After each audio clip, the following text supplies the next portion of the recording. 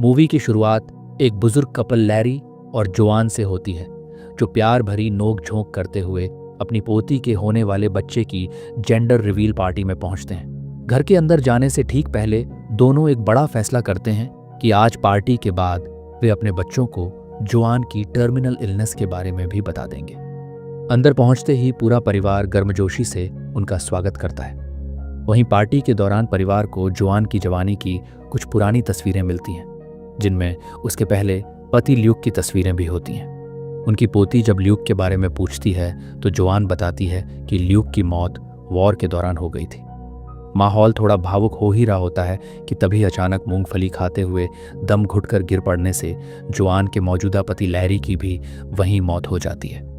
इसके बाद जब लैरी की आंख खुलती है तो वह खुद को अपने जवान रूप में एक ट्रेन में पाता है, जो किसी अनजान जगह की ओर जा रही होती है। वह देखता है कि बाकी यात्री एक स्टेशन पर उतर रहे हैं, तो उलझन में वह भी उतर जाता है और भीड़ के साथ चलने लगता है। उसे जरा भी समझ नहीं आता कि वह कहाँ है। स्टेशन पहुंचकर लैरी लोगों से पूछने की कोशिश करता है कि हो क्या रहा है, लेकिन सब उसे एक ही जवाब देते हैं, आपका एसी अभी आपके पास आएगा।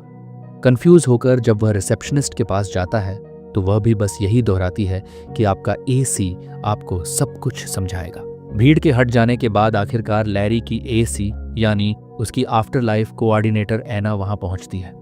वह शांति से उसे बताती है कि तुम मर चुके हो और यह आफ्टर लाइफ है।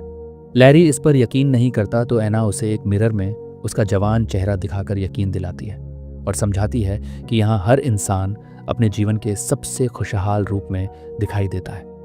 लैरी जिद करता है कि मुझे अपनी पत्नी के पास वापस जाना है क्योंकि उसे मेरी ज़रूरत है, लेकिन एना उसे होश में लाती है और समझाती है कि वह अब मर चुका है और हर किसी की तरह उसे भी इटर्निटी मिलेगी, अच्छी, बुरी और बुरी से भी बुरी। एना उसे चेतावनी देती है कि वह कभी भी किसी रेड डोर से न गुजरे। फिर वह उसे उसका अस्थायी कमरा दिखाती है और बताती है कि जब तक वह अपनी इटर्निटी नहीं चुन लेता तब तक उसे यहीं रहना होगा। इसके बाद वह उसे कई इटर्निटी ऑप्शन दिखाती है और वहां से चली जाती है। अपने विकल्पों के बारे में सोचते सोचते लैरी होटल के बार में पहुंच जाता है। उसे जरा भी अंदाजा नहीं होता कि वहां काम कर रहा बारटेंडर कोई और नहीं बल्कि जोआन का पहला पति ल्यूक है। ल्यूक बातचीत के दौरान लैरी को आफ्टर लाइफ के नियम समझाता है कि एक बार कोई इंसान अपनी इटर्निटी चुन ले तो फिर वह उसे कभी छोड़ नहीं सकता और न ही किसी दूसरी इटर्निटी में जा सकता है। अगर कोई इन नियमों को तोड़ते हुए पकड़ा गया तो उसे वॉइड में फेंक दिया जाता है, एक ऐसी जगह जहां हमेशा के लिए सिर्फ घुप अंधेरा होता है। यह सुनकर लैरी और भी टूट जाता है। वह ल्यूक से बताता है कि मेरी पत्नी टर्मिनल इलनेस से जूझ रही थी और मुझे उसके आखिरी दिनों में उसका ख्याल न रख पाने का गहरा पछतावा है। अगली सुबह जब एना लैरी को जगाती है तो लैरी पूछता है कि जब यह आफ्टर लाइफ है तो लोग काम क्यों कर रहे हैं। एना बताती है कि बहुत से लोग अपने प्रियजनों का इंतजार कर रहे हैं या अब तक अपनी इटर्निटी नहीं चुन पाए हैं। वह यह भी कहती है कि अगर तुम यहाँ ज़्यादा समय रुकना चाहते हो तो तुम्हें क्लीनर की नौकरी करनी होगी और बेसमेंट में रहना पड़ेगा। दिन बीतते जाते हैं। लैरी लगातार जोआन को याद करता रहता है और उसके आने से पहले सब कुछ तैयार करता है ताकि उसे यहाँ घर जैसा महसूस हो। जोआन के लिए लैरी का बेइंतहा प्यार एना को भी छू जाता है। आखिरकार अनिच्छा से लैरी अपनी इटर्निटी चुनने के लिए तैयार हो जाता है और एक नोट लिखकर उम्मीद करता है कि एना वह नोट जोआन को दे देगी ताकि जोआन भी उसी इटर्निटी में उसके पास आ जाए। उधर लिविंग वर्ल्ड में जोआन भी अपने परिवार के बीच शांति से दम तोड़ देती है। इसके बाद वह भी अपने जवान रूप में उसी ट्रेन में जागती है जिसमें कभी लैरी जागा था। इधर लैरी जब एना से विदा लेकर अपनी इटर्निटी में जाने के लिए ट्रेन की ओर बढ़ रहा होता है, तभी अचानक उसकी नज़र पास की एस्केलेटर से आफ्टर लाइफ में आ रही जोआन पर पड़ती है। वह उसका नाम पुकारते हुए दौड़ता है और उसे कसकर गले लगा लेता है। एना भी वहीं खड़ी इस पल को देखकर मुस्कुराने लगती है। तीनों में थोड़ी बातचीत होती है। लैरी जोआन से कहता है कि वे कहीं भी जा सकते हैं, जैसे उनकी ड्रीम वेकेशन, लेकिन यह हमेशा के लिए होगा। तभी जोआन का एसी रेयान उसे अलग ले जाता है और एक दिशा में देखने को कहता है। वहां से जोआन का पहला पति ल्यूक उसकी ओर चला आ रहा होता है। जोआन इतने सालों बाद ल्यूक को अपने सामने देखकर हैरान रह जाती है। लैरी कहता है, ये तो बारटेंडर है, लेकिन जोआन लगभग रो पड़ती है। जोआन और उसका पहला पति एक भावुक पल साझा करते हैं। अब लैरी समझ जाता है कि वह उसका पहला पति ल्यूक है। वह घबराकर जोआन को रोकने की कोशिश करता है, लेकिन जोआन ये सब देखकर टूट जाती है। हालात बिगड़ते देख रेयान बीच में आकर उसे उसके कमरे में ले जाता है। जुआन पूरी तरह उलझन में होती है। उसके सामने एक ऐसी सच्चाई खड़ी है जिसका जवाब आसान नहीं है। एक तरफ उसका मौजूदा पति लैरी है, जिसके साथ उसने जिंदगी का सबसे लंबा सफर तय किया, और दूसरी तरफ उसका पहला पति ल्यूक है, जो पिछले 67 सालों से आफ्टर लाइफ में उसी का इंतजार करता रहा है। वह कपड़े बदलती है और रेयान से पूछती है कि उसे क्या करना चाहिए। तो रेयान कहता है कि मैंने तुम्हारी फाइल पढ़ी है और मुझे पूरा भरोसा है कि तुम सही इटर्निटी और सही इंसान चुन लोगी। उसी पल दरवाजे के बाहर ल्यूका खड़ा होता है। जुआन हड़बड़ाहट में दरवाजा बंद कर देती है। उसके मन में बस यही चल रहा होता है कि मैं अब शादीशुदा हूं, लेकिन रेयान उसे समझाता है कि सब ठीक हो जाएगा और उन दोनों को अकेला छोड़कर चला जाता है। उधर एना और लैरी इस उलझी हुई स्थिति पर बात करते हैं। एना मानती है कि ल्यूक बेहद हैंडसम है और उसने पूरे 67 साल अपने सच्चे प्यार का इंतजार भी किया है, लेकिन लैरी भी अपनी सच्चाई बताता है कि जुआन के साथ उसने जिंदगी का सबसे बड़ा हिस्सा बिताया है, बच्चों की परवरिश की है और एक पूरा परिवार खड़ा किया है। इसलिए एना और लैरी मिलकर यह सच्चाई जुआन के सामने रखने का सोचते हैं। इधर जुआन और ल्यूक साथ टहलते हुए बात करने की कोशिश करते हैं, लेकिन समझ नहीं पाते कि शुरुआत कहाँ से करें। तभी कुछ सुरक्षाकर्मी एक आदमी को गिरफ्तार करने आते हैं जो अपने इटर्निटी से भागने की कोशिश कर रहा होता है।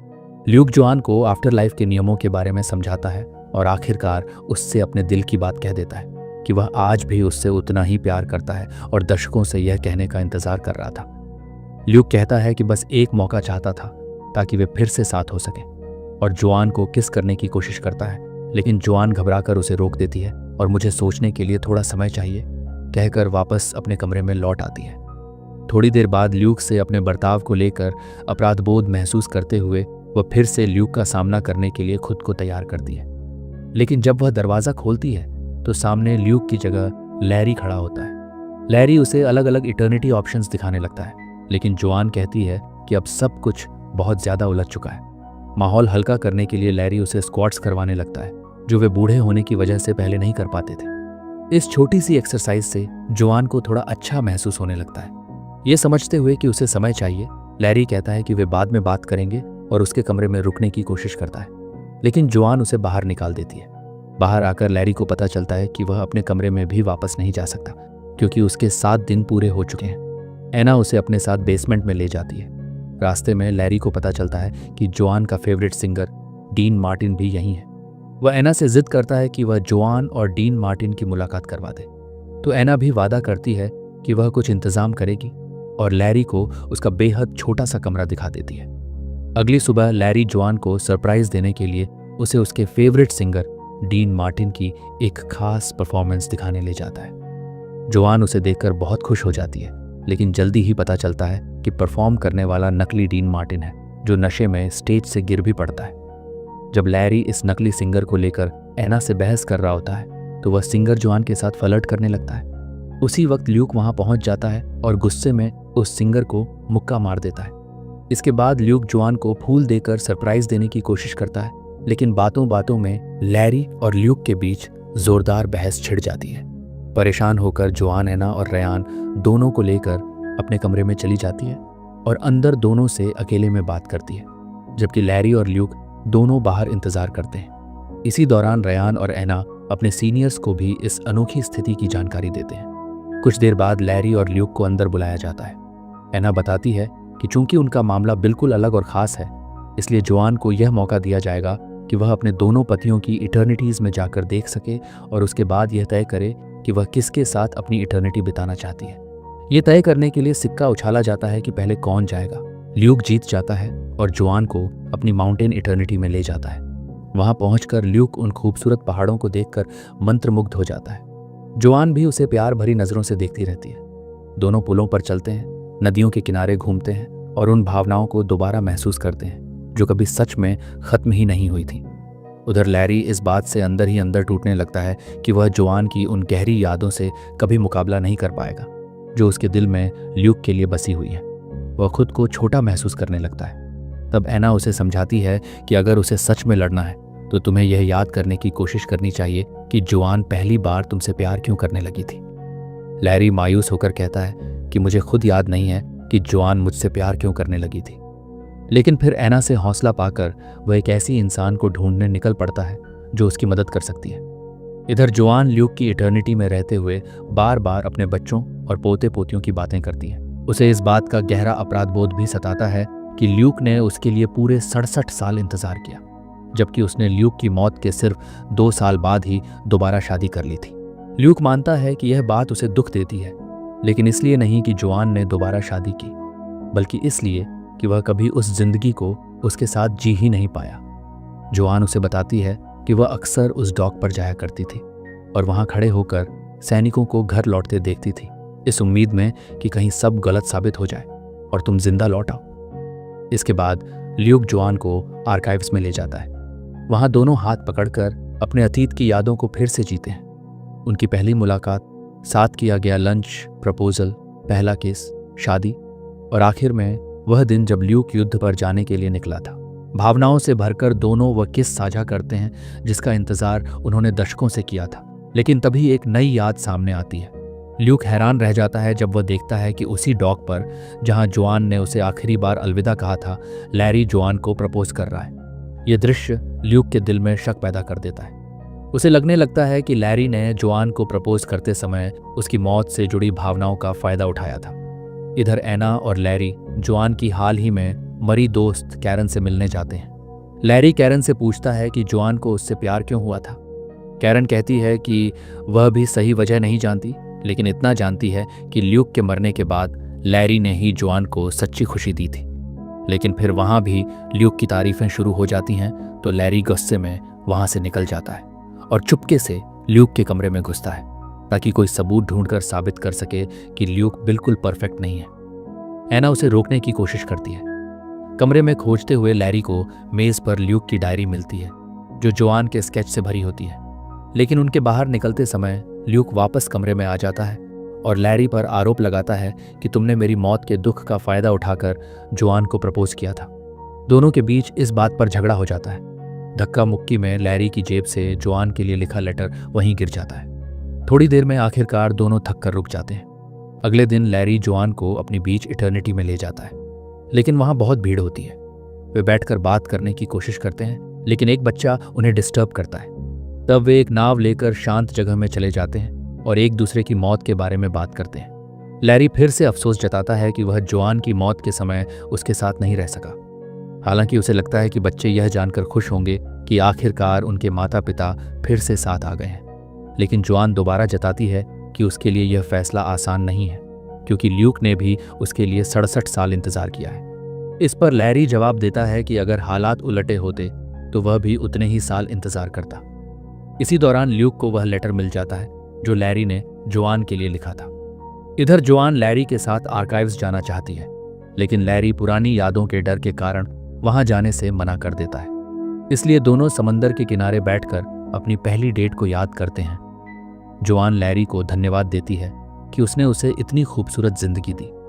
बाद में होटल लौटकर दोनों एक दूसरे को किस करते हैं। तभी अचानक एना, रयान और ल्यूक वह लेटर लेकर वहां पहुंच जाते हैं।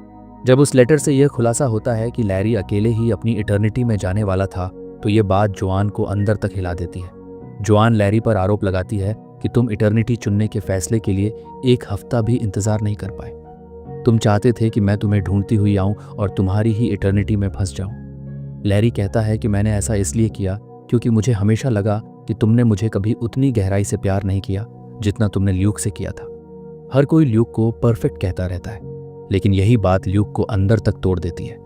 आखिरकार ल्यूक सच कबूल करता है कि इन सालों में वह कई औरतों के साथ सोया है, यहाँ तक कि 2 मर्दों के साथ भी। वह साफ कह देता है कि वह बिल्कुल भी परफेक्ट नहीं है। लैरी और ल्यूक दोनों जोआन से गिड़गिड़ा कर कहते हैं कि वह आखिरकार किसी एक को चुने। वे अब यह तनाव और सहन नहीं कर सकते। उनके जाते ही जोआन पूरी तरह बिखर जाती है। तभी कैरन आती है और उसे संभालती है। उधर लैरी और ल्यूक एक बार में जाकर साथ साथ शराब पीने लगते हैं। कुछ ड्रिंक्स के बाद दोनों मान लेते हैं कि वे दोनों अपनी अपनी जगह सही हैं, और ये भी कि वे दोनों जोआन से बेहद प्यार करते हैं। दूसरी ओर कैरन जोआन से कहती है कि उसे अब किसी की चिंता करने की ज़रूरत नहीं है। वह मर चुकी है, ये उसकी आफ्टर लाइफ है और यहाँ वह किसी की कर्जदार नहीं है। अगले दिन जोआन रयान से कहती है कि वह अपने आखिरी फैसले पर पहुंच चुकी है। लैरी और ल्यूक दोनों बेचैनी से फैसला सुनने पहुंचते हैं। जोआन भावुक होकर लैरी से कहती है कि ल्यूक की मौत के बाद मुझे लगा था कि मैं अगला दिन भी नहीं झेल पाऊंगी। वह लैरी का शुक्रिया अदा करती है कि उसने उसे दोबारा खुश होना सिखाया। फिर वह ल्यूक का भी धन्यवाद करती है कि उसने अपने साथ के कम समय में भी उसे खास महसूस कराया। आखिरकार जोआन अपना फैसला सुना देती है। वह मानती है कि वह लैरी और ल्यूक दोनों से प्यार करती है। इसी वजह से वह न तो ल्यूक के साथ जाएगी न ही लैरी के, क्योंकि वह किसी एक को चुनकर दूसरे का दिल नहीं तोड़ना चाहती। वह कैरन के साथ पेरिस इटर्निटी चुन लेती है। लैरी और ल्यूक उदास मन से बैठकर आपस में बातचीत करते हुए अपनी गलतफहमियां दूर करने लगते हैं और एक दूसरे को समझने की कोशिश करते हैं। तभी अचानक लैरी को अंदर से कुछ महसूस होता है और वह बिना समय गंवाए ट्रेन स्टेशन की ओर दौड़ पड़ता है। वह जोआन को उसकी इटर्निटी में जाने से रोककर कहता है कि तुम्हें ल्यूक को चुनना चाहिए, क्योंकि वह तुम्हारे साथ और समय बिताने का असली हकदार है और तुम उसके साथ ज्यादा खुश भी रहोगी। फिर वह भावुक होकर कहता है, तुम्हारी सच्ची खुशी में ही मेरी खुशी है। तो लैरी की बातें सुनकर जोआन आंसू भरी आंखों से उसे गले लगा लेती है और उसकी बात मानते हुए उसे अलविदा कह देती है। फिर वह ल्यूक के साथ उसकी इटर्निटी में जाने के लिए ट्रेन में चढ़ जाती है, जबकि लैरी पीछे खड़ा रह जाता है, ये मानते हुए कि उसने सही फैसला किया है। कुछ समय बाद लैरी की मुलाकात रयान और एना से होती है, जो अब एक दूसरे को डेट कर रहे होते हैं। एना लैरी को अकेले में बैठाकर कहती है कि मुझे तुम पर गर्व है कि तुम सही फैसला कर रहे हो। वह लैरी का धन्यवाद भी करती है कि उसके असाधारण प्यार को देखकर उसे भी आफ्टर लाइफ में अपने मकसद को समझने और चुनने में मदद मिली है। जब एना उससे पूछती है कि क्या तुमने अपनी इटर्निटी चुन ली है, तो लैरी बस हल्के से हाँ कह देता है। उधर ल्यूक और जोआन अपनी चुनी हुई इटर्निटी में रहने लगते हैं। दोनों साथ खेलते हैं, नए लोगों से मिलते हैं और एक दूसरे से प्यार करते हैं। लेकिन समय बीतने के साथ जोआन का मन बार बार लैरी की ओर खींचने लगता है। हर रात वह चुपके से आर्काइव्स जाती है और लैरी के साथ बिताई गई यादों को देखती रहती है। धीरे धीरे उसे एहसास होने लगता है कि वह ल्यूक के साथ भावनात्मक रूप से दूर होती जा रही है। एक दिन ल्यूक बड़े उत्साह से हॉट एयर बैलून राइड की प्लानिंग करता है, लेकिन तभी जोआन टूटकर कह देती है कि उसने यहाँ आकर गलती कर दी है। उसे समझ आ जाता है कि भले ही वह ल्यूक से प्यार करती है, लेकिन वह प्यार जवानी का था, ऐसा प्यार जिसमें जिम्मेदारियां नहीं थीं, जबकि लैरी के साथ उसने जिंदगी का हर पल जिया है, हर दर्द और हर खुशी साझा की है। इसी एहसास के साथ वह तय करती है कि उसे वापस लैरी के पास जाना है। ल्यूक उसे रोकते हुए कहता है कि यह नामुमकिन है। जैसे ही वह किसी रेड डोर से गुजरेगी, उसे द वॉइड में फेंक दिया जाएगा।